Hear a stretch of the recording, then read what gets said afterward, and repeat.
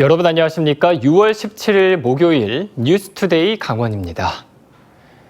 오대산에 있던 조선 왕조실록과 의궤를 다시 오대산으로 돌려놓기 위한 범도민 환수위원회가 출범해 본격적인 활동에 돌입했습니다. 오대산 사고보는 일제에 강탈당했다가 끈질긴 환수 노력 끝에 돌려받기는 했지만 아직도 고향으로 돌아오지 못하고 있습니다. 권기만 기자의 보도입니다. 오대산 자락에 숨어있는 사고, 실록과 의궤 등 조선왕실의 기록을 각종 재난으로부터 안전하게 보관할 수 있는 장소에 지어졌습니다. 이곳에서 400년 넘게 보관하던 실록과 의궤를 일제가 몰래 빼돌렸고 민간 중심의 끈질긴 환수 노력 끝에 지난 2006년과 2011년 고국으로 돌아올 수 있었습니다. 규장각을 거쳐 현재는 국립고궁박물관에서 소장하고 있는데 환수 당시 오대산에는 사고본을 보존할 만한 마땅한 시설이 없다는 이유 때문이었습니다. 하지만 2019년 오대산에 최첨단 시설을 갖춘 왕조실록 의궤박물관이 들어서면서 상황이 달라졌습니다. 돌아왔던 이 한수본은 적어도 역사적인 이 인연을 과정을 거쳐서 본래 있었던 자리인 이곳으로 이 한지본처 되어야만이 오대산 사고본 조선왕조실록과 의궤를 본래 자리로 돌려놓기 위한 범도민 환수위원회가 출범했습니다. 문화재청이 오대산 사고본 환수에 긍정적인 입장을 내비치면서도 최종 환수 결정은 차일피일 미루고 있기 때문입니다. 선조들이 길지를 택한 곳에 제대로 정조하도록 하는 것, 그것이 후손들이 지켜야 할 문화적 의미이고 민족적 역사적 가치라고 생각합니다. 각계 전문가들로 구성된 환수위는 먼저 문화재 제자리 찾기에 대한 범국민적 공감대를 형성하고 실록과 의궤의 온전한 환수를 위한 구체적인 활동들을 전개해 나간다는 구상입니다. MBC 뉴스 권기만입니다. 동해안권 경자구역 망상 1지구 실시 계획이 동해시의 도시기본계획 유보 요청으로 장기간 승인받지 못하고 있습니다. 강원도는 동해시의 도시기본계획을 도시계획위원회 안건에서 제외하기로 했고 경자구역청도 공개 토론을 제안하며 사태 해결을 압박하고 있습니다. 김형호 기자가 취재했습니다. 지난 2018년 말 개발 계획이 변경 고시된 동해안권 경자구역 망상 1지구. 여러 우여곡절을 겪고 있지만 개발 사업 시행업체는 올해 4월 말 강원도에 실시 계획을 신청했습니다. 망상 1지구 사업의 실시 계획 승인을 받기 위해 필요한 동해시의 도시 기본계획 심의가 지난해 9월부터 유보되고 있습니다. 동해시는 지난해 5월 경자구역 망상과 북평지구의 상주 인구를 2만 3천에서 4천 명으로 잡은 도시 기본계획 일부 변경안을 강원도에 올렸습니다. 하지만 아파트 9천 세대 건립 등이 현실에 맞지 않고 기반 시설이 미흡하다는 이유로 도시 기본계획 심의 중단을 요청했습니다. 그런데 도시 기본계획이 통과되지 않으면 후속 단계인 경자구역 실시계획 승인 절차도 진행할 수 없습니다. 강원도는 심사 보류 상태인 동해시의 도시 기본계획안을 아예 위원회 안건에서 제외하겠다고 최근 동해시에 통보했습니다. 도시 기본계획안 미확정 책임이 동해시로 넘어가는 형국입니다. 부담은 가겠죠. 주민 합의를 보내든지 경자청하고 합의가 끝나야 되겠죠. 문담을 하면 그때 다시 상정을 해야 되겠죠. 경자구역청은 동해시의 발전 방안과 경제자유구역 사업 전반에 대해 의견을 나누고 망상 1지구 사업 의혹을 해소하기 위한 공개 토론을 제안했습니다. 도시의 기반시설이 갖춰야 되고요. 그다음에 정조환경 요소가 굉장히 중요합니다. 이 부분은 어쨌든 동해시와 적극적으로 협의를 해서 사업자를 잘 설득해서 그 적절한 규모와 내용이 반영되도록 할 생각입니다. 동해시는 공개 토론 제안에 대해서는 부정적인 입장을 보이고 있고 도시 기본계획은 경자구역 관련 상황을 지켜보고 대응하겠다고 밝혔습니다. MBC 뉴스 김용호입니다. 어제 새벽 춘천에서 5살 아들을 차에 태우고 음주운전을 하던 30대 아버지가 사고를 내면서 경찰에 적발됐습니다. 만취 상태로 고속도로에서 60km가 넘는 거리를 운전을 했는데 요금소 분리대를 들이받고서야 멈춰섰습니다. 김상훈 기자가 취재했습니다. 고속도로를 빠져나가는 차량 한 대가 요금소에 접근하더니 분리대를 그대로 들이받습니다. 사고가 난 차량은 앞부분이 형체를 알아볼 수 없을 정도로 파손됐고 앞바퀴도 빠져버렸습니다. 이 사고로 운전자인 32살 A씨와 5살 아들이 타박상 등을 입어 병원으로 옮겨졌습니다. 강한 사고 충격으로 보시는 것처럼 시설물이 이렇게 파손됐는데요. 다행히 차량은 사용하지 않는 요금소로 돌진해 추가적인 인명피해는 없었습니다.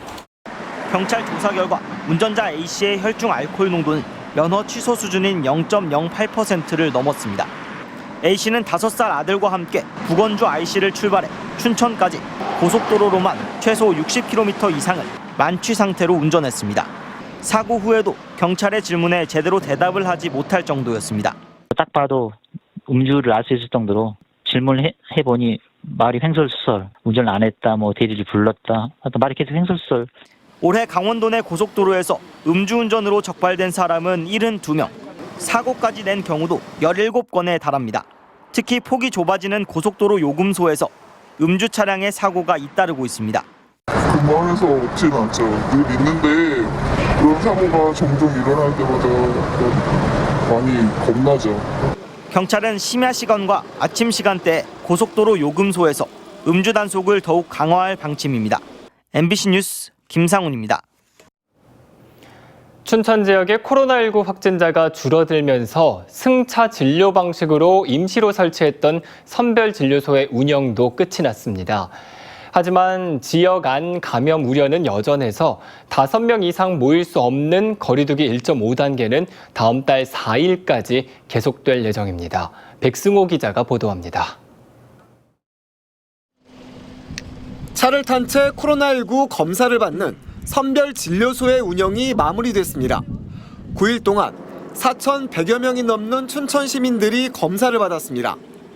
임시 선별진료소 운영을 통해 찾아낸 확진자는 모두 3명. 춘천시는 증상이 없는 상태의 확진자를 빨리 찾아 지역 안 감염을 막는 데 성과가 있었다고 자평했습니다. 최근 들어 춘천 지역의 코로나19 확진 환자 발생은 조금 줄어 소강 상태를 보이고 있습니다. 13일에 3명, 14일 1명, 15일 2명 발생에 그쳤습니다. 지난 3일 오전에만 10명의 확진자가 나왔던 것과 비교하면 확 줄어들었습니다. 일단 유흥업소발 감염자가 사라진 영향이 큽니다. 지금 다 나오는 거는 접촉자거든요.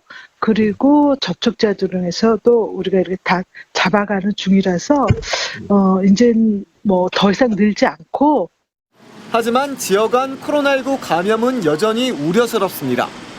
춘천 411번 확진자의 경우 지역의 한 식당에서 식사를 했는데 옆 테이블에 앉았던 확진자를 통해 감염된 것으로 조사됐습니다. 최근 들어 춘천 확진자들 중 감염 경로를 알 수 없거나 지역 안에서 감염된 확진자가 끊이지 않고 있습니다. 그래서 춘천 지역의 사회적 거리두기는 5명 이상 모일 수 없는 1.5단계가 유지되고 있습니다. 앞으로 확진자가 크게 늘지 않는다면 거리두기 1.5단계는 7월 4일까지 계속됩니다.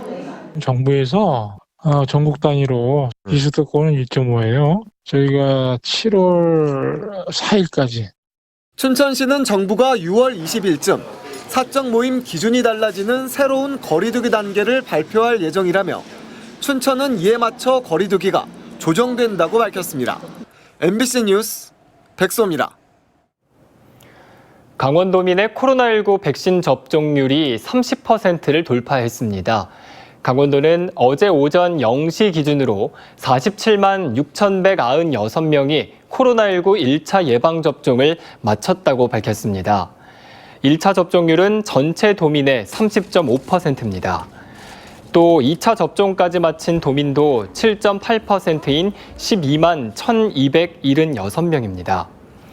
강원도는 예방접종의 효과도 서서히 나타나 지난해 12월 5주차에 23%였던 70세 이상 확진자 비율이 75세 이상 어르신 접종률이 82.5%에 도달한 6월 2주차에는 4.7%로 감소했다고 덧붙였습니다. 2021 평창국제평화영화제가 오늘부터 22일까지 올림픽 메달 플라자와 알펜시아 등 대관령 일원에서 펼쳐집니다. 코로나19 극복과 일상 회복의 의미를 담아 새로운 희망을 주제로 열리는 이번 영화제에는 안재훈 감독의 무녀도를 개막작으로 26개 나라에서 출품한 78편의 영화를 선보입니다. 영화제 기간 강원도의 영화적 성과를 소개하는 한편 통일, 분단과 관련된 영화를 상영하는 섹션이 진행되고 평창의 자연과 어우러진 야외 콘서트와 마임, 국악과 클래식 공연들도 펼쳐질 예정입니다. 고성 DMZ 박물관에 6.15 공동선언 기념탑이 건립될 전망입니다. 고성군과 6.15 공동선언 실천 남측 추진위원회 강원본부에 따르면 6.15 공동선언 21주년을 맞아 고성군 현내면 DMZ 박물관에 1억 원의 사업비를 들여 6.15 공동선언 기념탑이 조성됩니다. 이에 따라 이달 안으로 디자인 기본 방향 설정과 조형물 디자인 공모 등 행정 절차를 거쳐 다음 달 착공해 연말까지 준공하기로 했습니다. 지난해에 이어 올 여름에도 동해안 주요 해수욕장에서 취식이 금지됩니다. 강원도는 연간 30만 명 이상이 방문하는 강릉 경포, 속초, 양양 낙산, 동해 망상, 삼척 해수욕장에서는 오후 7시부터 다음 날 오전 5시까지 취식 행위를 금지하는 집합 제한 행정 명령을 발동하기로 했습니다. 이에 따라 백사장에서 음식물을 배달해 먹거나 밤에 술을 마시는 행위가 금지됩니다. 또 올여름 개장하는 87개 해수욕장에서는 방문 이력 관리 시스템인 안심콜이 운영됩니다.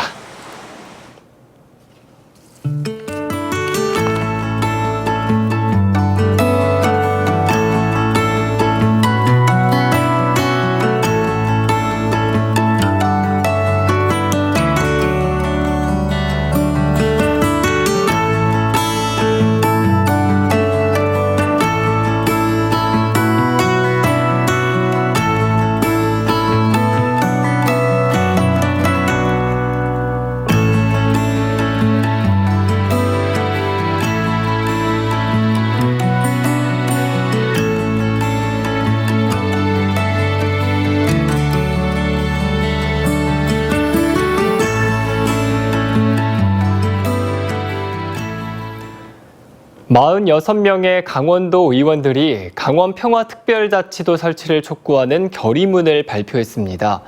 도의원들은 분단 이후 지난 70년 동안 국가 안보를 위해 많은 피해와 희생을 감내하며 남북 평화 정착에 노력했다며 강원도가 평화 경제 선순환을 이루고 대한민국의 지속 가능한 균형 발전을 이루는데 이익을 담당할 수 있도록 강원 평화특별자치도를 설치해야 한다고 주장했습니다. 이에 따라 정부와 국회가 강원 평화특별자치도 설치를 지원하고 관련 법안을 조속히 통과시킬 것을 촉구했습니다.